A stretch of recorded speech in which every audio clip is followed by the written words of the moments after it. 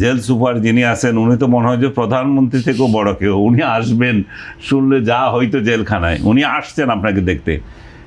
মানে পরিষ্কার পরিচ্ছন্নতা শুরু করে মানে পিনপতন নিরাপত্তা এই জাতীয়।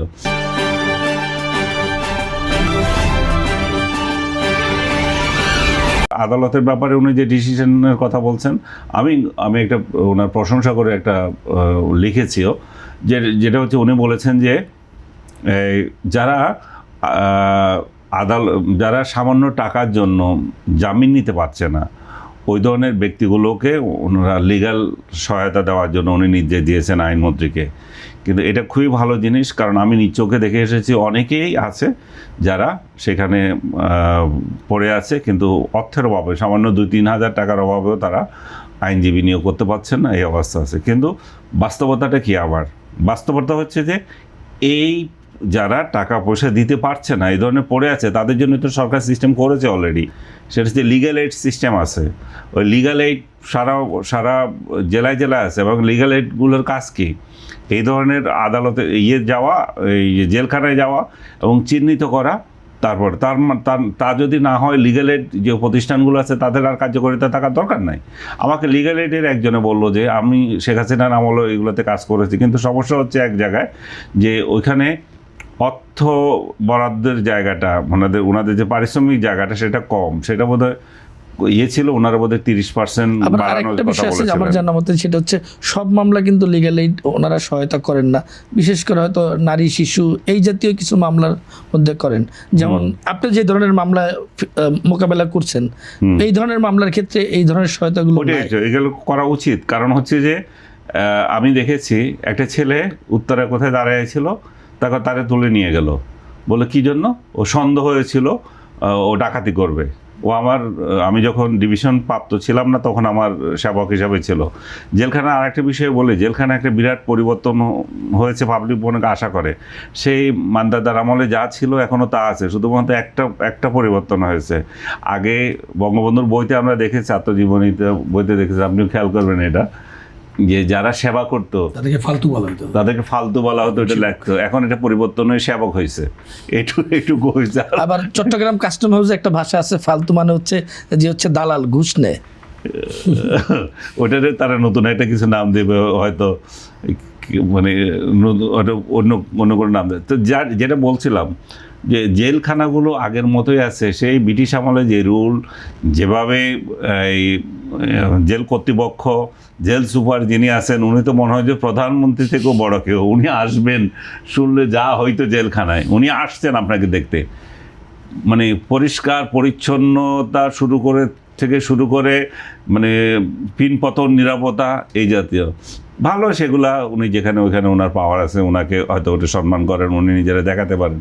কিন্তু মূল জায়গাটা যেটা মানুষের খাদ্যর মান বাড়ানো, মানুষের অধিকার বাড়ানো। আমি এক জেলে এক বিল্ডিং আটকে আছি, ওই বিল্ডিং থেকে আরেক বিল্ডিংয়ে যেতে পারবো না, এই যে প্রতিবন্ধকতা, বিশেষ করে এই সরকারের আমলে নয়, যে ইউনূস সরকার যেটা করে দিয়ে গেছে, রাজবন্দিগুলোকে একটা নির্দিষ্ট জায়গায় বন্দি করে দিয়েছে। আমি কাশিমপুরে দেখেছি, সেখানে মধুমতি, এটা আওয়ামী লীগের জন্য নির্ধারিত। আওয়ামী লীগের যত লোক যাবে সেখানে থাকবে, এবং ওই বিল্ডিংয়ের বাইরে যেতে পারবে না ওরা।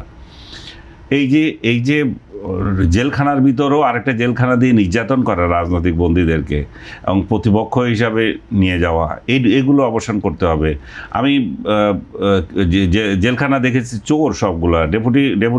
একজন ডেপুটি ছিল, না কি বলছে, জেলার নাম বললে একটু খারাপ শোনায়, মানে ও টাকা ছাড়া কিছুই করে না। কাশিমপুর জেলখানার কথা বলতেছি আমি, কাশিমপুর 2।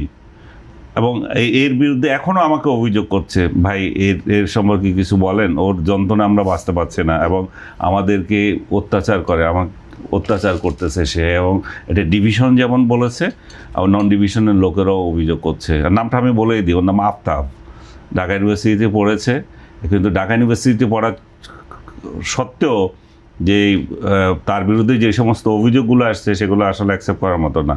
ঘুষ ছাড়া সে কোনো কাজ করে না, এবং নির্যাতন করছে মানুষকে, ওইখানে বন্দীদের ভাষ্য অনুযায়ী। সো জেল কর্তৃপক্ষকে ওইগুলো দেখা উচিত। জেল কর্তৃপক্ষ শুধু, এবং মামলাগুলোর যে বিষয়টা, আরেকটা জিনিস হচ্ছে হাজিরা দেওয়ার যে সিস্টেম, আপনার ওইখানে গিয়ে কোনো কাজ নাই, আপনার এখন বলতেছে অনলাইনে যে যুগ আসছে, সো আমাকে কেন ভোর 5টা বাজে তুলে একটা মানে একটা গুদামের মতো একটা গাড়িতে তুলে নিয়ে যাবে, সেই দিন সারা দিন আমার সেই ওইখানে চলে যাচ্ছে, ওই গাড়িতে আমি যাচ্ছি আসছি গরুর মতো গাধার মতো সব যাচ্ছে, তারপরে রাতে আনবে। কী কাজ ছিল সেখানে?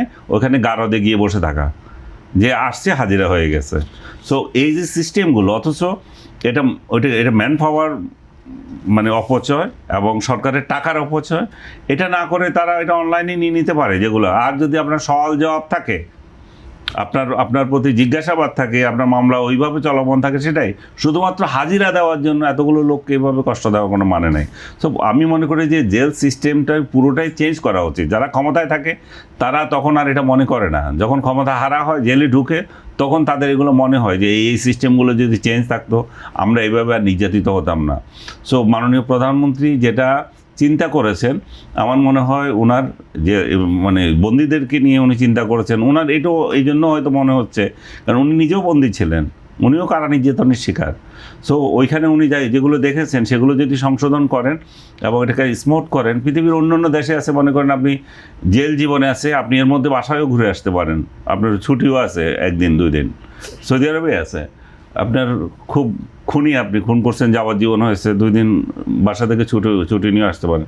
এখানে বাসা থেকে ছুটি কি, আপনার যে নির্ধারিত একটা টেলিফোন কল সেটাও ঠিক মতো করতে পারেন না। আপনার বাসার লোকজনকে 15 দিন অন্তর দেখা করার সুযোগ দেওয়া হয়। কী কারণে 15 দিন লাগবে একটা লোক আর আমি আমার ফ্যামিলি মেম্বারদের সাথে অপেক্ষা করার জন্য? এটা কি 7 দিন করা যায় না? এটা কি আরও কমিয়ে দেওয়া যায় না?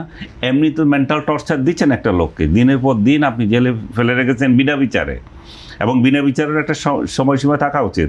আমার বিরুদ্ধে একটা মামলা করেছেন, কিন্তু এটা আপনি বিচার প্রক্রিয়া চলছে না, আমার চার্জশিট হচ্ছে না, আমি দিনের পর দিন বসে থাকছি জেলখানার মধ্যে বছরের পর বছর। আওয়ামী লীগের লোকজন তো এখন প্রায় 19 মাস চলতেছে কারো, কারণ এদের কোনো বিচারই হচ্ছে না। এদের নিয়ে গেছে, মামলাও ঠিক মতো নাই, মামলা হত্যা মামলায় দিয়ে দিল, অমুক জায়গায় হত্যা মামলা, তমুক জায়গায় হত্যা মামলা, যার চার্জশিট দেওয়া দূরহ ব্যাপার। আমি ঢাকায় থাকি, আমাকে যদি আপনি রাজশাহীর একটা হত্যা মামলায় দেন, হ্যাঁ, তো আপনি সেটা দেখাবেন কি করে?